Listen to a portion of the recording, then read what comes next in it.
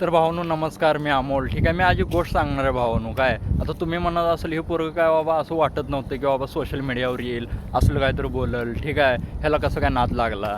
ठीक आहे, म्हणजे ह्यो गोष्ट नाद चांगला आहे का वाईट आहे, ह्या गोष्टी जरा मी तुम्हाला उत्तर देतो. काय भावांनो, व्यवस्थित ऐका.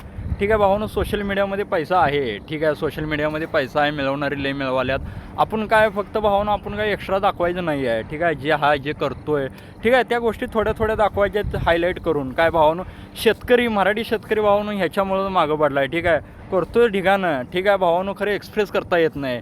ती पंजाब हरियाणावाली बघा, ती पोरं हिपहॉप रॅप बीप करतात, ती भावांनो किती गाजतात. ठीक आहे, म्हणजे आहे सोशल मीडियामध्ये आता पैसा. म्हणजे का आहे, फेम का आहे, तुम्हाला मी गोष्ट सांगतो. काय आता एक घर आहे, काय आता आमच्या इथंच पकडा भावांनो, एक 4-5 जण पोरं आहे आम्ही अशी. काय तर भावांनो, तुम्ही विचार करा, प्रत्येक जणाकडं मोबाईल आहे. ठीक आहे, आणि असं प्रत्येकजण जरी एका जागी बसलं असलं तरी भावांनो सगळी मोबाईलमध्ये डोकं घालून बघत असतात.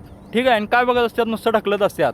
एकतर यूट्यूबवर शॉर्ट ढकलणार, ठीक आहे, नाहीतर इंस्टावर रील ढकलणार.